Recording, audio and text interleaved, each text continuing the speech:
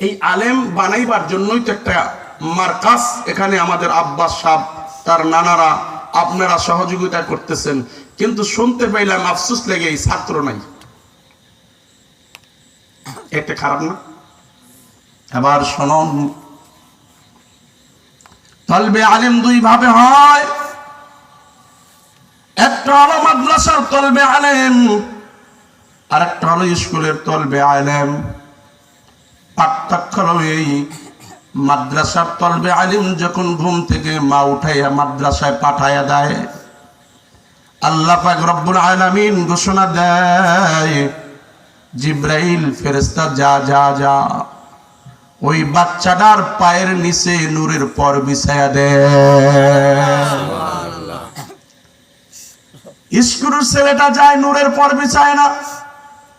শুধু এখানে নয়, এখানে নয়, সন্তানটা যখন যায় আপনার এই রাস্তা দিয়ে, ডানে যদি কবর থাকে বামে কবর থাকে, আমার আল্লাহ বলে ফেরেশতারা তোরা সাক্ষী থাক, ওই মাদ্রাসার তলবে আলিমরা যখন আল্লাহ পাকের কালামটা শিখা রাস্তা দিয়া হেঁটে গেল, দুনিয়ার কোনো মন্ত্রী হাঁটলেই কথা বলে নাই, এমপি হাঁটলেই কথা বলে নাই, ওই তলবে আলিম ছোট্ট বাচ্চাটার খাতিরে ডানে এবং বামে কবর থাকলে একদিন নয় দুই দিন নয়, ওই তলবে আলিমের সম্মানে 40 দিন পর্যন্ত কবরের আযাব বন্ধ।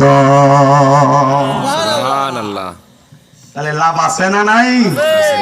এখানে দেওয়া দরকার আছে না? স্কুলে দিবেন, পড়ান স্কুল, অসুবিধা নাই, নিষেধ করি না, কিন্তু ছোট্ট বাল্য জীবনে আপনার সন্তানটাকে আপনি 3টা বছর নুরানি পড়ান। কি পড়াবেন ভাই? নুরানি। কাম লাভ কি? লাভ হলো এই 3টা বছরে প্রায় 50-60টা হাদিস মুখস্থ করে,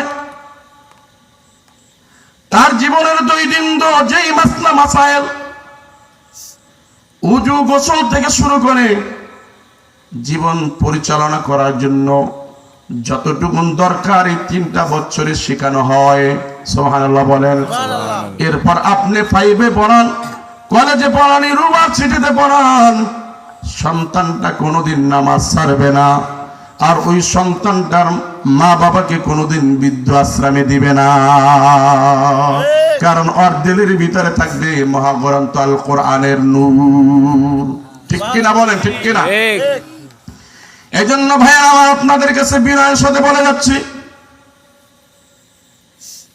আগামীকাল তো মাহফিল থাকবে,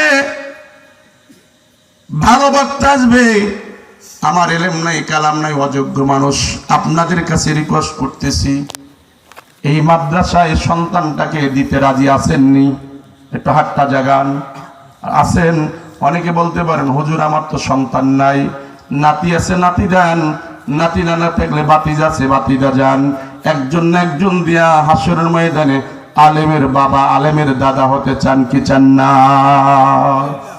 তাহলে প্রথমে যে হাদিস খেলা তেলাওয়াত, কোন আলেমান তুমি নিজে আলেম হও, আও মুতাআল্লিমান তলবে আলেম হও, আও মুস্তাবিআন যদি তাও না পড়ো, রান্নাঘর থেকে সংসদ ভবন পর্যন্ত, রান্নাঘর থেকে সংসদ ভবন পর্যন্ত যেমন করে তোমরা ডাক্তারি প্রেসক্রিপশনে চলো, কিন্তু তোমাদের রুহের ডাক্তার হলো উলামায়ে কেরাম, এই উলামায়ে কেরামের পরামর্শে তোমরা চলো। সুবহানাল্লাহ। কি থেকে? রান্নাঘর থেকে সংসদ ভবন পর্যন্ত চালাবো তো ইনশাআল্লাহ। ইনশাআল্লাহ।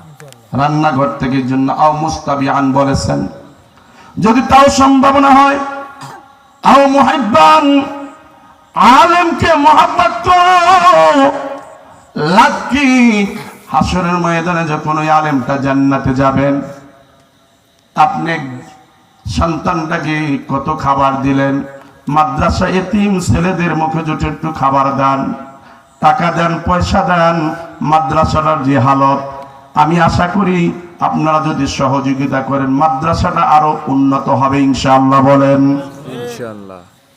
যে দৈনিক 500 টাকা ইনকাম করেন, আমি আপনাদের কাছে রিকোয়েস্ট করে যাচ্ছি যে আমি এই মাদ্রাসার জন্য 100 টাকা দান করব, অন্তত এই মাদ্রাসাটা একটু আমাদের কাছে রাখতে চাই। মাদ্রাসাটা রাখলে লাভ কি, এটা সামনে আলোচনায় যদি সম্ভব হয় করবো, না ছেড়ে দিব।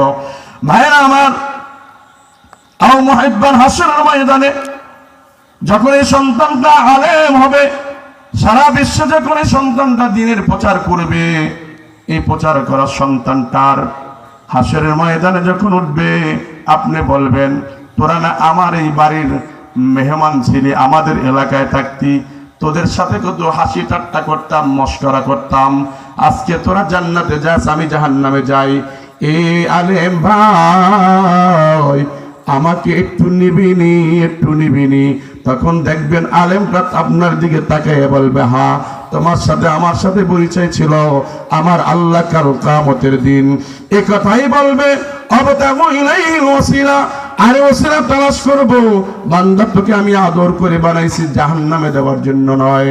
এ বান্দা, দুনিয়ায় সর্বশেষ তুই কোন আলেমের সাথে সম্পর্ক ছিল কিনা? যখন বলবে হ্যাঁ আল্লাহ আমার আলেমের সাথে সম্পর্ক ছিল, আলেমকে ডাইকা বলবে, কোন আলেমটা? বলবে এইটা। যদি এই আলেমটা তোর সাথে সম্পর্ক হয়, এই আলেমটাকে জিজ্ঞাসা কর।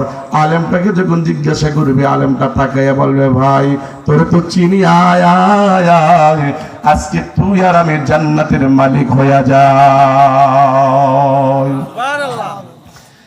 পরে শব্দের চারটা তো বলছে, 5 নম্বরে বলতেছে লা তাখমিসান।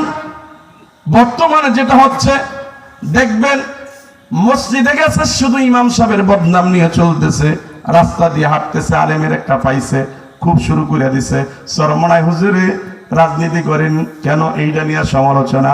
শশীনার হুজুরে কেন রাজনীতি করেন, এটা নিয়ে সমালোচনা। আছে না নাই? কথা বলেন না কেন? যে যেভাবে দিনের দাওয়াত দেয় অসুবিধা নাই, কিন্তু তারা হলো আমাদের রুহের ডাক্তার।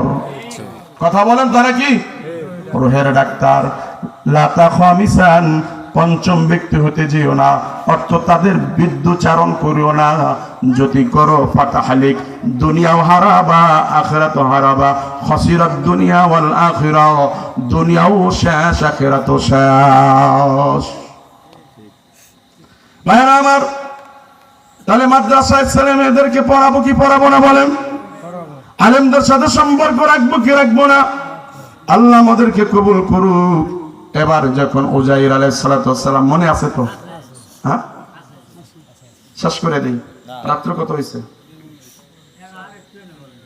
11:30 বেজে গেছে। তাক, কষ্ট দিয়ে লাভ নাই। আবার যদি আল্লাহ তাআলা কখনো কোনো সময় দেখা হয় তো কথা হবে।